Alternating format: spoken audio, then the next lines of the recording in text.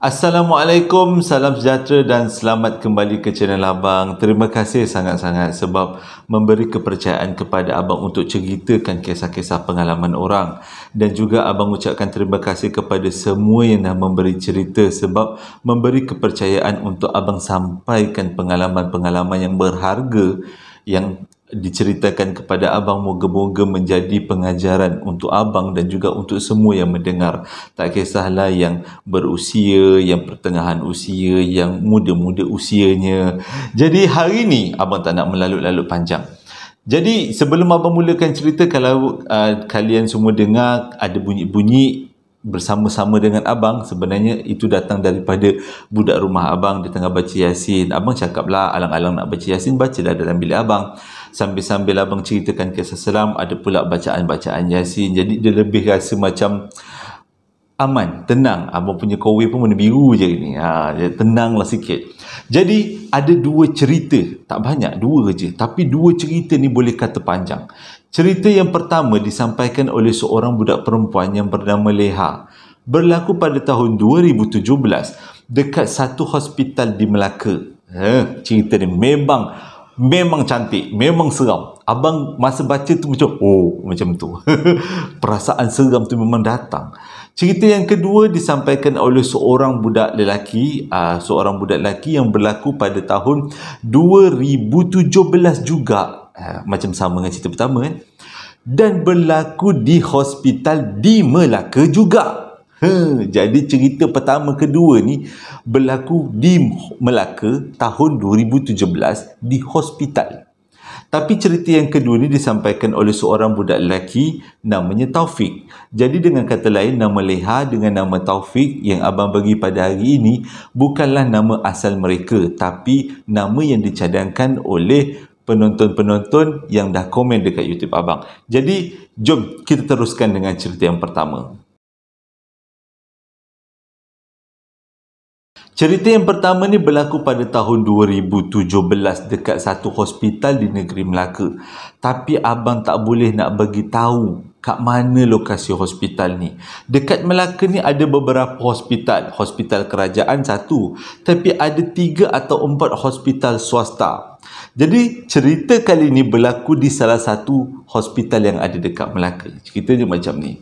Pada waktu tu Leha tengah mengandung anak sulung kalau tak silap. Dia bekerja sebagai seorang pembantu hospital, bukanlah nurse tapi pembantu hospital. Boleh kata dia adalah pembantu kepada nurse. Agaknya lah berdasarkan daripada cerita tu Abang boleh agak dia pembantu kepada nurse. Jadi pada waktu 2017, pada tarikh kejadian tu, dia ditugaskan di ward nombor 5. Dekat ward nombor 5 tu adalah ward pesakit biasa. Tapi nak jadi cerita, pada malam kejadian, dia telah dipanggil oleh bahagian ICU untuk hantar sesuatu barang. Jadi dia pun lebih kurang pukul 7 lah macam tu, dia bergerak daripada ward nombor 5 pergi ke ward ICU untuk menghantar barang yang diminta oleh pihak ward ICU. Jadi lepas dia pun berjalan sampai dekat ward ICU, dihantarlah barang seperti yang diminta. Lepas tu dia nampaklah dekat salah satu katil ICU tu ramai dengan saudara mara. Bukanlah dekat keliling katil, tapi di kawasan-kawasan tu lah kan. Ramai penuh dengan orang, dia kata. Dan semuanya menangis. Dengan kata lain, dia tahulah orang yang dikeliling, yang duduk dekat katil tu memang orang yang dah nak meninggal lah, orang yang tengah nazak. Dia kenal siapa yang duduk dekat atas katil tu. Itu adalah Makcik Salmah, dia kata. Makcik Salmah ni memang terkenal di kalangan semua yang duduk dekat ward ICU. Sebabnya Makcik Salmah adalah antara orang yang lama duduk dekat ward ICU. Dan dia mengalami masalah, kalau tak silap Abang, kuman dalam otak. Ada kuman dekat dalam otak dengan kuman dekat paru-paru. Dan disebabkan itu dia masuk ke ICU. Tapi tempoh masa dia dekat ICU tu memang panjang. Jadi selepas dia tengok dah ramai-ramai saudara mara menangis keliling katil Makcik Salmah ni, dia pun rasa syahdu jugalah. Lepas tu dia terdengarlah perbualan antara doktor. Doktor bagi tahu yang Makcik Salmah ni memang tak ada harapan lagi, memang dah menunjukkan tanda-tanda kematian. Abang pun tak tahu macam mana tandanya kan, tapi doktor-doktor dah tahulah kan. Kalau siapa-siapa yang boleh komen kat bawah tentang tanda-tanda kematian dekat ward ICU, bolehlah kongsi-kongsi ilmu Jadi bila doktor tu cakap macam tu, makin sedihlah semua ahli keluarga Makcik Salamah ni. Sedihlah nak melihat orang yang dia sayang tu nak meninggalkan dunia kan, untuk pergi ke alam yang seterusnya. Jadi doktor pun dengan nurse, beberapa orang nurse cabutlah semua bantuan-bantuan pernafasan yang menyokong hidup Makcik Salmah selama dia ada dekat ICU tu. Jadi lama kelamaan nyawa Makcik Salmah sikit demi sikit pergi, dan akhirnya Makcik Salmah meninggal. Dan bila Makcik Salmah meninggal, disambut dengan suara tangis daripada semua anak cucu dan juga saudara mara yang dah berkumpul dekat ward waktu tu, ward ICU kata silap abang. Jadi mesti ada yang komen, bang, ward ICU mana boleh banyak masuk orang? Itu adalah clue kenapa ward ICU dalam hospital ni orang ramai boleh masuk. Itu adalah clue Jadi bila si Leha ni dia tengok Makcik Salmah pun dah meninggal, dia pun keluarlah daripada ward tu. Dia pun pergilah dekat ward dia yang nombor 5. Lepas tu dia beritahulah dia Roger kawan dia, kau kenal tak Makcik Salmah? Oh, Makcik Salmah yang lama dekat ICU tu dia dah meninggal tadi. Waktu tu jam menunjukkan pukul 7 lebih nak ke pukul 8 waktu maghrib lah. Jadi berdasarkan daripada apa yang didengar juga, keluarga Makcik Salmah minta pihak hospital uruskan Makcik Salmah. Dengan kata lain, Makcik Salmah akan dimandikan dan dikafankan sebelum dibawa balik ke rumah. Okey. Jadi, selepas berita kematian Makcik Salmah mengheboh satu hospital sebab semua nurse kenal, tiba-tiba hujan turun lebat gila di kawasan hospital. Maksudnya bukan lebat yang biasa. Ini memang ribut taufan punya hujan. Diorang semua macam terpaksa tutup-tutup tingkap, berjaga-jaga. Tengok kalau ada pesakit yang terkejut. Sebab ribut tu disertai dengan petir yang macam nak runtuh langit. Memang menakutkan dia kata. Tapi waktu tu dia tak terfikir tau. Leha tak terfikir adakah ini berkaitan dengan Makcik Salmah atau tidak. Nanti abang ceritakan, korang buatlah keputusan sendiri. Okey.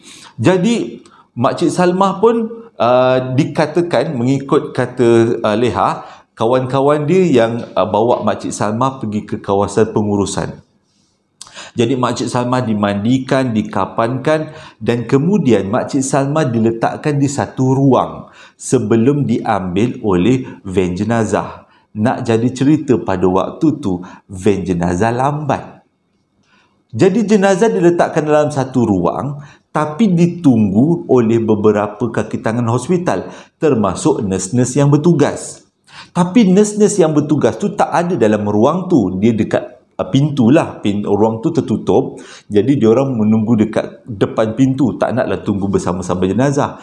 Waktu tu jenazah dah siap dikapankan, dah siap dimandikan dan memang sedia untuk dimasukkan ke dalam tanah. Jadi tengah-tengah waktu ni kat luar ribut kau kena bayangkan ribut taufan kat luar ni. Waktu nurse-nurse ni semua tunggu dekat dalam bilik khas ni. Bilik khas ni pula terletak di belakang sekali kawasan hospital, dekat dengan kafe, dia kata. Jadi lepas diorang tunggu-tunggu sambil berborak-borak lebih kurang 4-5 orang, tiba-tiba diorang dengar bunyi kayu jatuh kuat gila, kedebang macam tu. Jadi masing-masing nurse-nurse yang perempuan-perempuan ni terkejut macam nak runtuh jantung, dia kata. Jadi diorang pun masuk dekat dalam bilik menunggu jenazah tu, bilik jenazah tu, sebab diorang dengar bunyi tu datang daripada bilik jenazah tu. Korang tahu apa diorang nampak? Bumbung siling jatuh tepat atas jenazah Makcik Salmah. Jatuh termasuk dengan beberapa kayu daripada bumbung siling. Diorang agak ini berpunca daripada ribut taufan yang terlalu kuat, dan juga bukan kayu je yang jatuh, tapi ada dekat atas tu ada macam pipe air yang terpecah, dan air turun daripada langit lah, air yang turun daripada siling jatuh kena dekat jenazah Makcik Salma. Dalam Makcik Salma punya jenazah kena hempap dengan kayu. Yang keduanya, jenazah Makcik Salma kena siram dengan air, macam air terjun. Habis kain kapan dia, basah lencun Makcik Salma. Jadi nurse-nurse ni jadi cuak, jadi kecoh waktu tu. Kalau orang Kelantan cakap geger kan. Jadi kecoh waktu tu.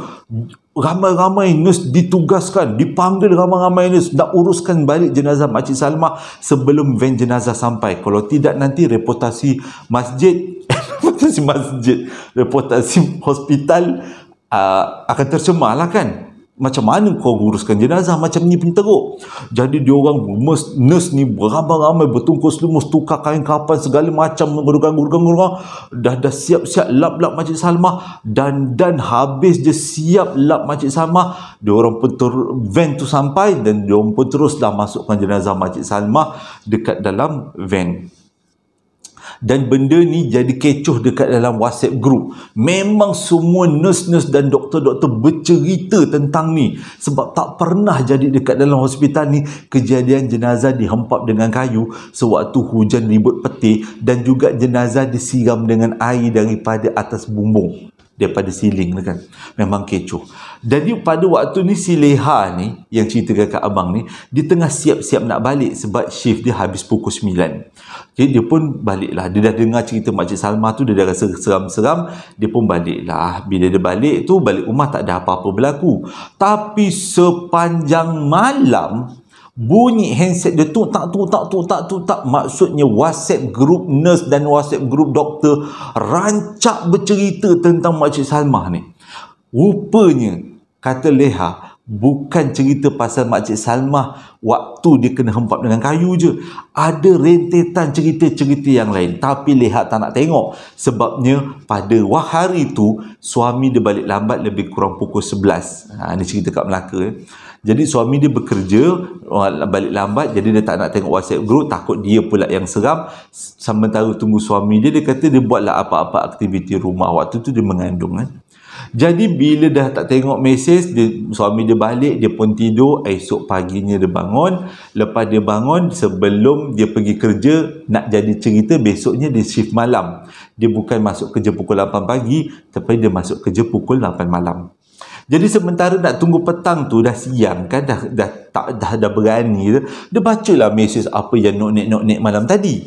Rupanya dia orang cerita sejak daripada Makcik Salma dibawa pergi daripada hospital tu alami macam-macam benda, macam-macam peristiwa, terutama berlaku di tingkat ke-6.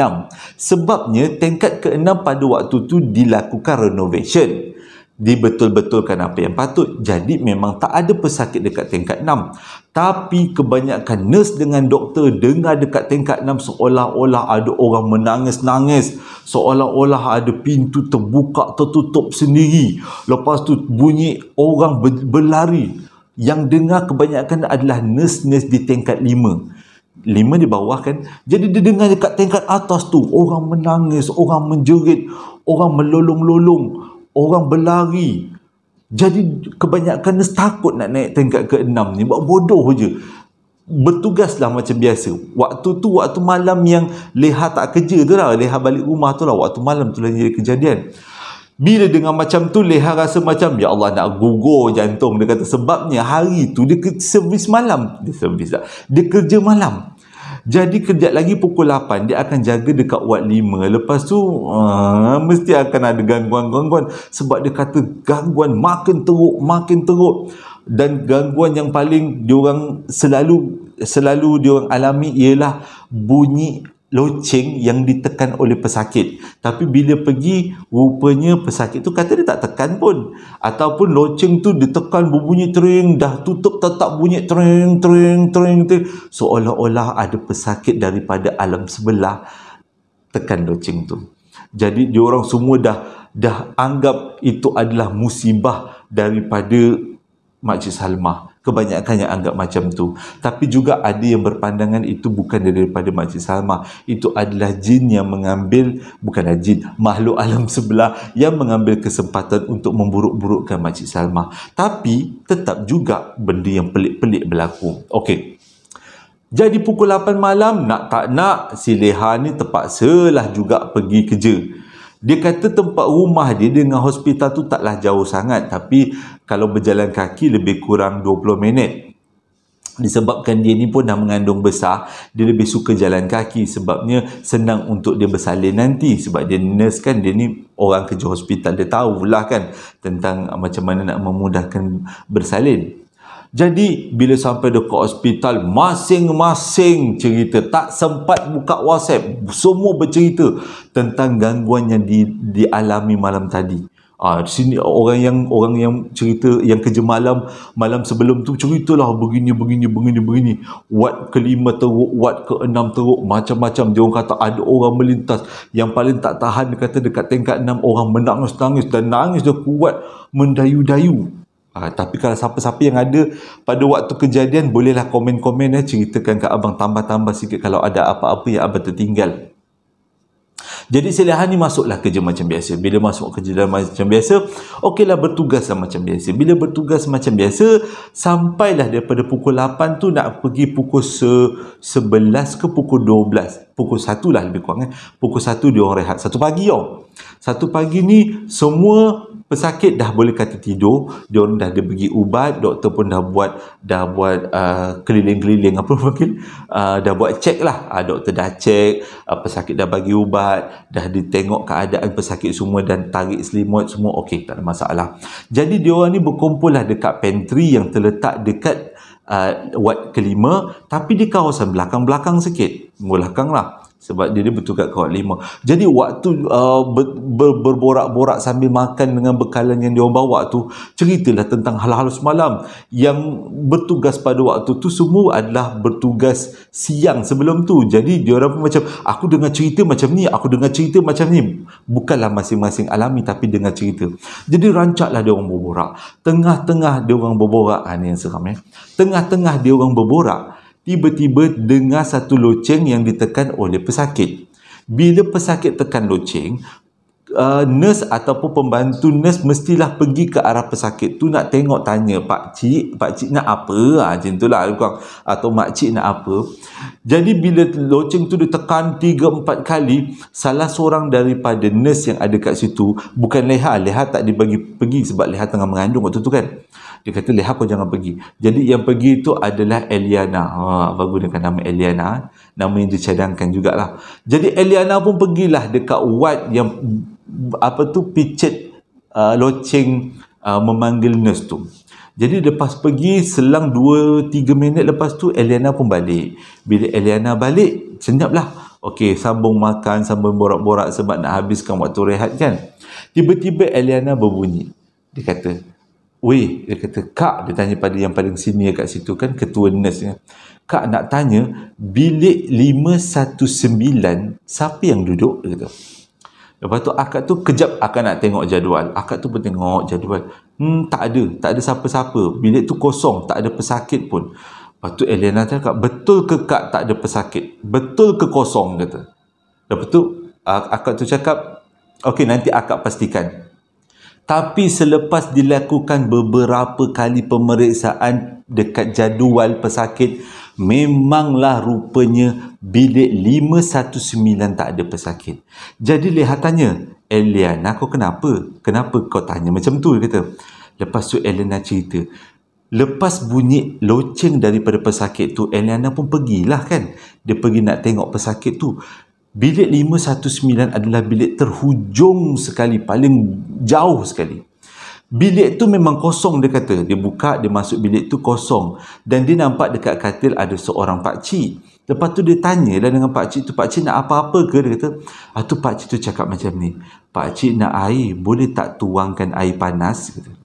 Jadi Eliana ni pun pergilah cari termos. Sepatutnya setiap pesakit memang diberikan satu termos. Tengok, dia tanyalah, mana termos pakcik? Dia kata, ada dekat situ, pakcik cakap. Oh, tak ada pakcik. Tak apalah, saya ambil air dekat luar, nanti saya letak dekat sebelah.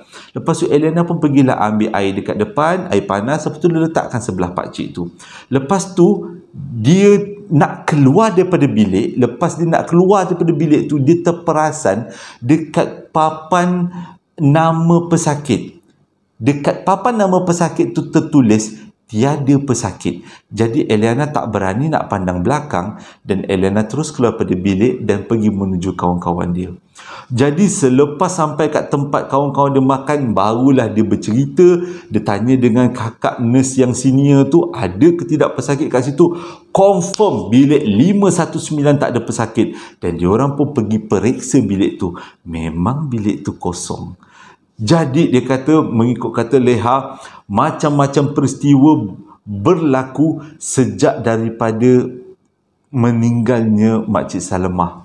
Dan diorang tak nak tuduh Makcik Salimah, tapi itu yang berlaku. Dan kes ni berlaku memakan masa seminggu. Seminggulah Leha tu kena tahan setiap kali kerja malam, berdepan dengan benda-benda pelik macam tu. Dan ini berlaku pada tahun 2017.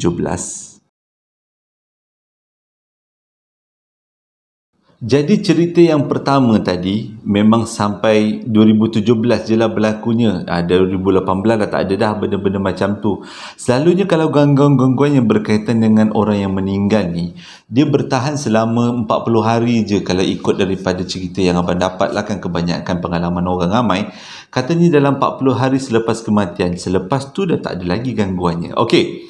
Sekarang cerita yang kedua disampaikan oleh seorang budak lelaki. Abang gunakan nama Apple. Apple cerita dekat abang melalui WhatsApp berlaku pada tahun 2017. Cerita dia macam ni. Apple ni, dia memang seorang ahli perniagaan yang berjaya lah. Dan dia ambil banyak insurans. Jadi pada satu hari memang nak ditakdirkan kepada Allah Ta'ala dan ditakdirkan oleh Allah Ta'ala kepada pula. Ditakdirkan oleh Allah Ta'ala yang Apple ni mengalami sakit buah pinggang. Sebab dia kata mungkin dari segi pemakanan dia silap ke apa, kita pun tak tahulah kan. Dan akhirnya dia terpaksa menjalani dialisis setiap minggu. Boleh kata seminggu 2 ke 3 kali dia kena buat dialisis. Dan dia buat dialisis dekat salah satu hospital di negeri Melaka. Sebab dia duduk Melaka. Jadi dia kata memang jadi rutin. Dia akan ditempatkan di ward nombor 9 di hospital tu. Habis dia dialisis atau sebelum dialisis, dia mesti akan ditempatkan ward nombor 9. Itu adalah prosedur hospital. Dia tak kisah. Kadang-kadang selepas dialisis, dia kena tahan 2-3 hari. Kadang-kadang kena tahan seminggu. Sebab nak cek badan ada kuman ke tidak. Dialisis kan cuci buah pinggang kan. Kadang-kadang kuman senang masuk. Cerita ni berlaku pada tahun 2017. Waktu dia tiba-tiba ditahan di hospital selepas dialisis. Selepas proses dialisis, tiba-tiba doktor cek dekat dalam badan ini ada kuman. Jadi dia kena tahan dekat hospital untuk bagi antibiotik supaya kuman-kuman dia tu terbunuh lah kan. Jadi 3 hari dia kena tahan dekat ward 9. Dan dalam 3 hari ni juga, 2 malam dia duduk dekat hospital, 2 malam dia kena dengki dengan benda yang dia pun tak boleh nak explain. Okay. Pada satu malam, malam pertama dia duduk dekat hospital tu, dia kata okey je, tak ada apa, okey je, lancar aja, okey, seronok aja duduk hospital, makan bagus, nurse baik, layanan semua tip top. Tapi pada malam tu dia tak boleh nak tidur nyenyak tau. Dia rasa macam susah sangat nak tidur sebab mungkin siang tadi dia buat dialisis dan malam tu dia susah nak tidur. Dan dia pun layanlah TV. Bila layan TV sudah sedar, daripada pukul 10 malam dah jejak pukul 1 pagi. Jadi bila dah pukul 1 pagi tu nak tak nak dia kena tidur jugalah. Cuma bila tidur pukul 1 pagi tu, bangun subuhnya nanti mungkin susah sikit lah sebab tidurnya lewat kan. Nak jadi cerita, ni seramnya. Nak jadi cerita lebih kurang pukul 2 ke 3 pagi, memang menjadi rutin nurse akan datang bagi ubat, cek darah, cek tekanan darah, cek jantung, apakah stetoskop tu kan. Nurse akan datang buat aktiviti macam tu supaya nak tengok, pantau keadaan pesakit. Jadi dalam pukul 2 pagi tu tiba-tiba si Apple ni dikejutkan. Dia kata, bang bangun, bang bangun. Jadi Apple pun terbangun. Bila Apple terbangun, dia pelik, kenapa yang datang nurse lelaki. Sebabnya dekat ward 9 tu memang tak pernah jumpa pun nurse lelaki waktu siang. Selalunya nurse lelaki, tak pernah jumpa pun nurse lelaki waktu malam. Selalunya nurse lelaki memang bertugas pada waktu siang, bukan waktu malam. Malam nurse perempuan saja, sebab nurse perempuan memang ramai. Dia pelik. Jadi dia pun tak apalah, mungkin nurse ni tersesat dah mana-mana kan. Dia tengok, dia tengok dekat name tag orang tu namanya Sulaiman tau. Tapi yang peliknya, nurse lelaki ni, satu dia pakai name tag, satu lagi dia pakai baju bola. Lepas dia pakai baju bola, dia pakai seluar tracksuit, siap dengan kasut sukan lagi. Mana ada nurse pakai macam ni? Dalam hospital ni memang hospital yang memang servisnya bagus. Takkan nurse malam-malam, walaupun bertugas malam, dia orang tak boleh pakai sebarangan kan? Tak apalah, dia diam juga dalam hati. Dia pun ulur tangan dia tu, nurse pun buatlah cek jantung, cek segala macam, cek semua. Dia suruhlah makan, minum air lah, apa benda, dah siap semua cek. Lepas tu si Apple ni tanyalah kan. Dia tanya, nurse bertugas dekat ward ni ke? Dia kata, saya bertugas dekat ward ni. Dia kata, okey, tak apalah. Dah lama ke nurse kerja kat sini? Nurse lelaki tau, ni nurse lelaki, namanya Sulaiman. Dah lama dah saya kerja dekat sini. Memang saya ada kat sini dah berpuluh-puluh tahun saya dekat sini. Kata, okey, tak apalah. Lepas habis cek pun nurse tu pun keluar. Bila nurse tu pun keluar, Sulaiman dah Apple pun tidurlah balik, baringlah balik. Tapi dalam otak dia terfikir-fikir tau, siapa nurse lelaki ni? Sebab dia tak pernah dengar nurse lelaki yang nama Sulaiman.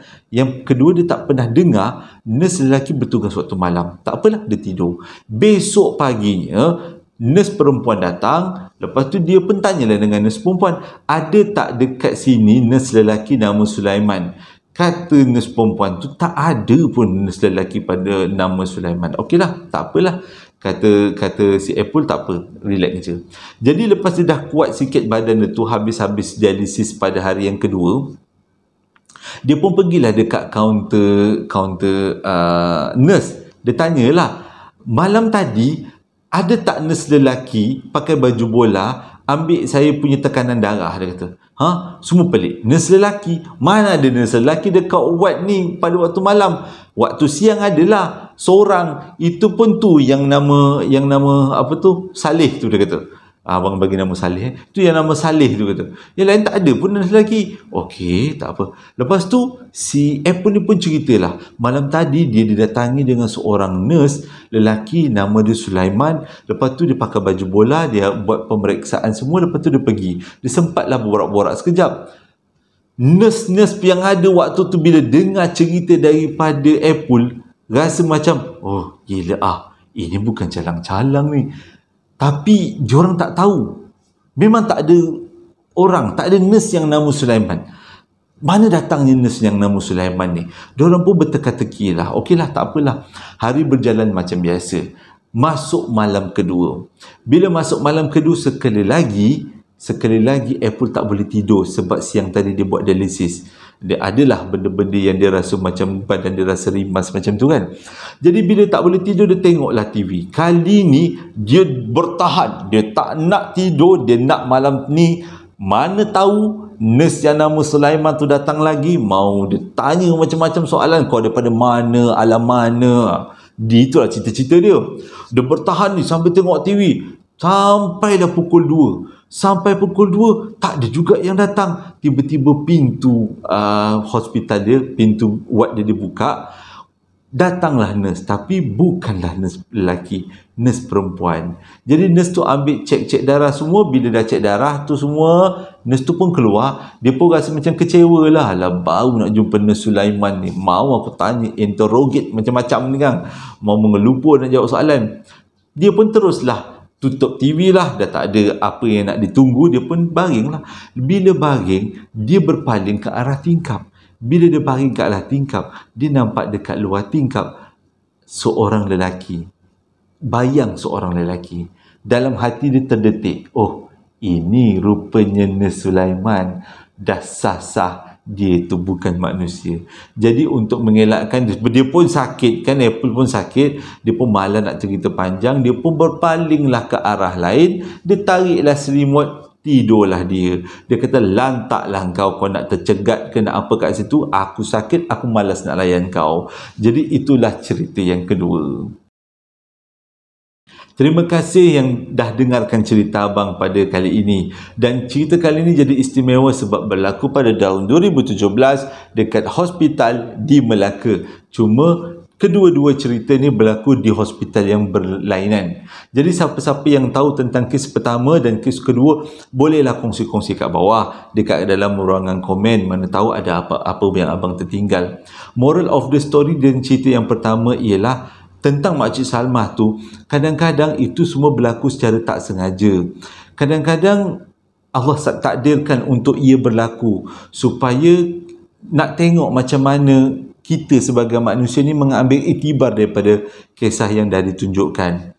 Lepas tu pula, kalau ada benda-benda yang berlaku pada jenazah, lebih baik kita anggap dia sebagai satu secara tak sengaja. Kan? Kita tak naklah jatuh-jatuh fitnah nanti. Tapi kalau abang lah kan dah jadi macam tu, memang abang tak nak tercerita juga. Abang ni bukanlah malaikat kan, kita manusia. Sedap juga kalau duduk-duduk sambil makan gosip-gosip macam tu kan. Oh, menarik tu, menarik. Tapi itulah yang berlaku pada Makcik Salamah. Sejak kematian dia, macam-macam berlaku kat hospital tu dalam masa 40 hari. Dan kisah yang kedua pengajarannya ialah alam sebelah kan. Kita tak boleh nak jangka benda yang akan berlaku. Mungkin alam sebelah pun ada nurse dia sendiri, cuma nurse alam sebelah tu pada waktu tu mungkin termasuk dekat alam manusia.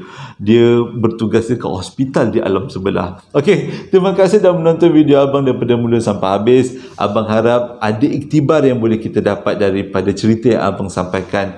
Terima kasih sangat-sangat. Hingga berjumpa lagi dalam posting abang yang akan datang. Assalamualaikum warahmatullahi wabarakatuh.